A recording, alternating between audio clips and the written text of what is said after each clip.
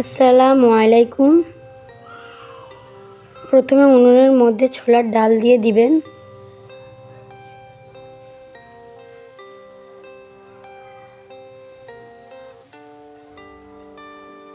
তার মধ্যে রসুন কুচি ও পেঁয়াজ কুচি দিবেন, দিয়ে ঢাকনা চাপিয়ে দিবেন।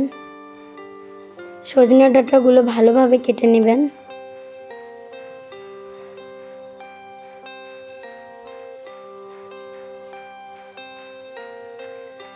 গরম কড়াতে তেল দিবেন, তাতে দুটো শুকনো লঙ্কা ও 5 ফোড়ন দেবেন। খুন্তি দিয়ে নেড়ে নেবেন।